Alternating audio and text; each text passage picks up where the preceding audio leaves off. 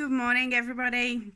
So I haven't posted a video up for a couple of weeks. The last video posted was the wedding video. You will notice my hair has gone. I had it all chopped off pretty much a week after the wedding. I was dying to have it all cut off. I've been growing it for almost 2 years, so I decided to just get it all chopped, and I'm loving it.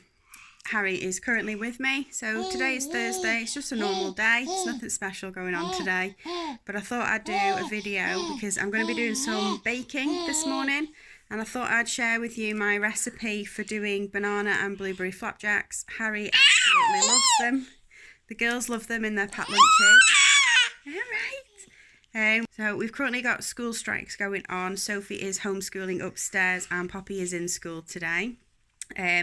So it's just a normal day, and so I'm gonna do some baking this morning, and I will post following this to let you know and show you the recipe. I'll share with it. It's a recipe that I found online. It doesn't use a lot of ingredients, very simple to remember, and it doesn't use, because it uses banana in there, it doesn't use a lot of sugar and a lot of syrup either, so it's quite good for the kids. And they absolutely love it. So I'll share that now. So to start off, very simple flapjack recipe. I'm just going to preheat my oven. And then I'm going to turn my cooker on so that I can warm up the pan ahead of time. Now I've measured out, the recipe calls for 150 grams of butter. I've gone slightly over, but it doesn't matter. So I'm just going to tip this into the pan so that that melts. Then it calls for 100 grams of light brown sugar. So I got this from Aldi. Excuse the banging, that's Harry in his high chair. So I'm just going to pour in 100 grams. Try not to get it everywhere. Because it's soft sugar, it's sticking. There we go. So slightly over, but that's fine. And then just simply pour this into the pan. Now I'm going to give that time to melt and give it a little stir with the spoon.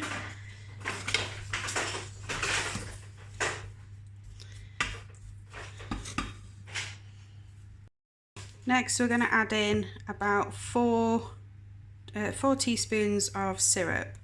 So you don't need a lot of syrup for this one. I'm just measuring this by eye as well. I'm not bothering with actually getting spoons out. So I actually have no idea if I'm going over or above. This is also from Aldi, just simple golden syrup, just to give the flapjack that bit of gooiness. Now this should start to melt and all mix together quite quickly as well. Okay, I think that's probably enough syrup. The recipe I follow asks for 3 black bananas to be mashed up, but to be honest I found that 3 bananas makes it too cakey, so I only used 2, and I'm just going to add this into the syrup, butter and sugar mix. I've took it off the heat because it was starting to heat up too much, but this is perfectly melted. So I'm going to add in 2 mashed up bananas, and then I'm going to add in 300 grams of porridge oats, which I have here. Just 300 grams of normal porridge oats. I think they're about 70p for a big bag of them in Aldi as well, so quite low cost, if I don't knock everything over. But I need both hands to do this, so I'm just going to add in the banana and then I'm going to measure out my porridge oats.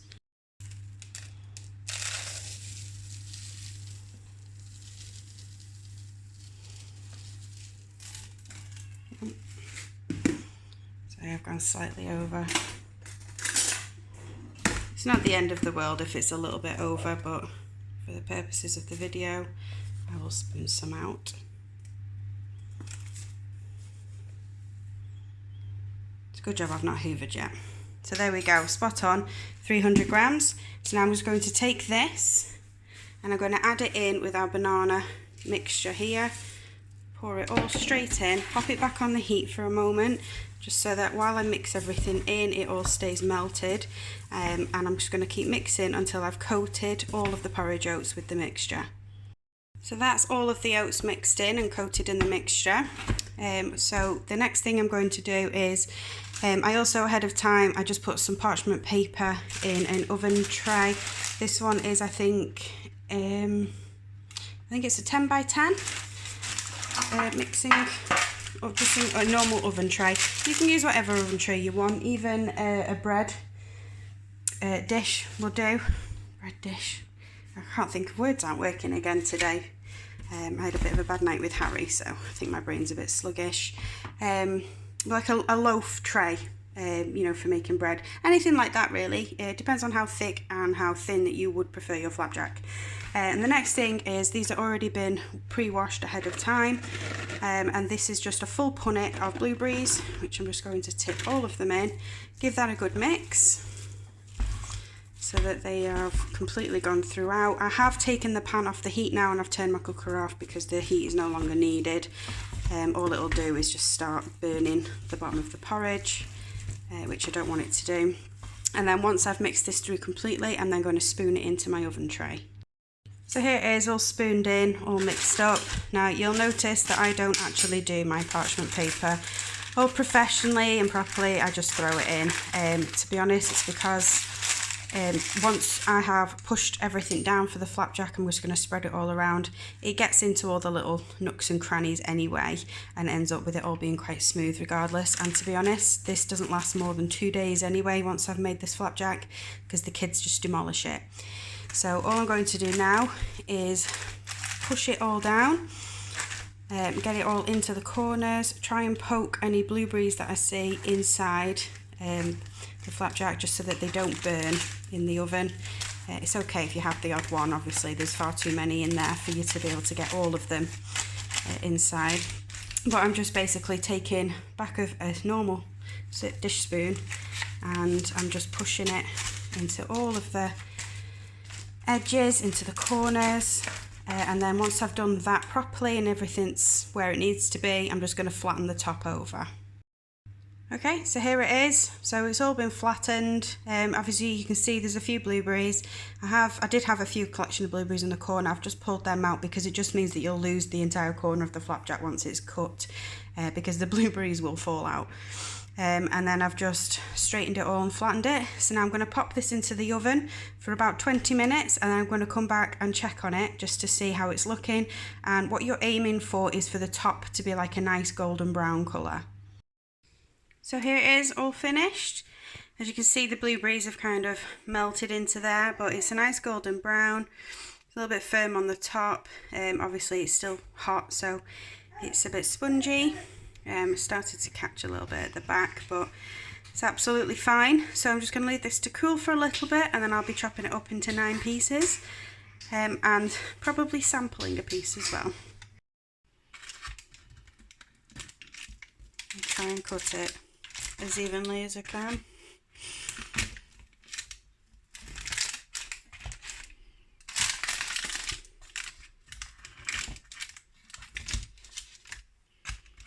It's cooled a lot more, and obviously the centre pieces are always the nicest.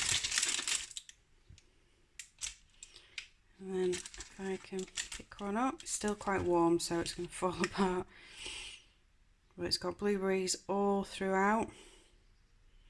It's still warm and soft, so I'm going to enjoy a piece now with a roux.